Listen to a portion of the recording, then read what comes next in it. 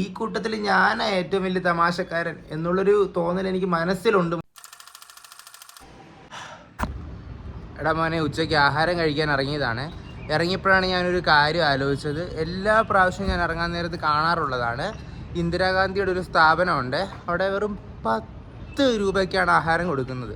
അപ്പം ഞാൻ വിചാരിച്ചു എന്നാൽ പിന്നെ ഇവിടെ ഇന്ന് അവിടെ കയറി ഒന്ന് കഴിക്കാമെന്ന്. കാരണം എപ്പോഴും കാണാറേ ഉള്ളൂ, കഴിച്ചിട്ടില്ല. എന്നാൽ പിന്നെ ഇപ്രാവശ്യം പോയി ഒന്ന് കഴിക്കാമെന്ന് വിചാരിച്ചു മോനെ. എന്നാൽ പിന്നെ കഴിച്ചിട്ട് വരാം.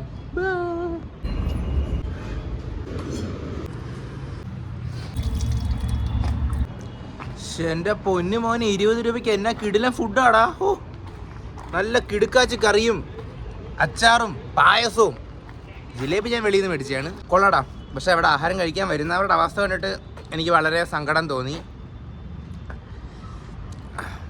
പറയാൻ ഇതില്ല മോനെ, പുറം മുഴുവൻ അഴുക്കായിട്ട് കഷ്ടമായിരുന്നു. എന്നാലും ആഹാരം കൊള്ളാൻ മോനെ, സൂപ്പർ. വാ ശരി മോനെ, എന്നാൽ പിന്നെ പോയി ബാക്കി പണിയെടുക്കട്ടെ.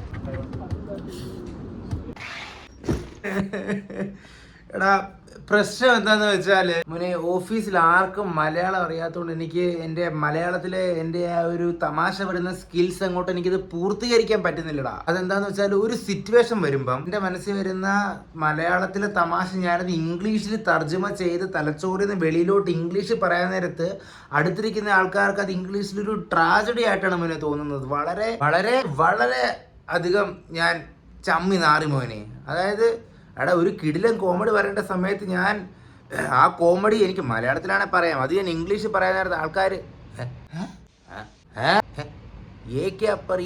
എന്നുള്ളൊരു നോട്ടത്തിലാണ് മോനെ എന്നെ നോക്കുന്നത്.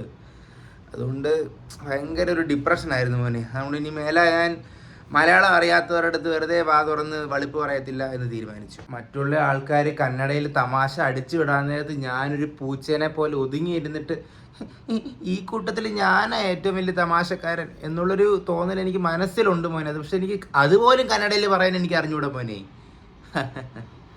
कोई बात नहीं मोने, इसमें एक ही सोल्यूशन है. अब से हम हिंदी और कन्नड़ा में भी कॉमेडी बोलने शुरू कर लेते. क्या कह रही हो? പോടാ ഇറക്കി അങ്ങോട്ട്. മലയാളത്തിൽ കോമഡി പറഞ്ഞിട്ട് ആൾക്കാർ ചിരിക്കുന്നില്ല, പിന്നെയാണ് ഇനി ഹിന്ദി ഇംഗ്ലീഷിലും. അറിയുന്നവർ മാത്രം ചിരിച്ചാൽ മതി മോനെ. പക്ഷെ അറിയുന്നവർ പോലും ചിരിക്കുന്നില്ലല്ലോ. ഓ, എന്നാ പറയാനാടാ. എന്നാൽ പിന്നെ നാളെ കാണാം. ബാ മോനെ, നാളെ ഫ്രൈഡേ അല്ലേ? നാളെ റിവ്യൂ ഉണ്ട് മോനെ. ഇരുന്ന് ഉരുകും ഞാൻ നാളെ ഓഫീസിൽ. അപ്പം ശരി, ഗുഡ് നൈറ്റ്.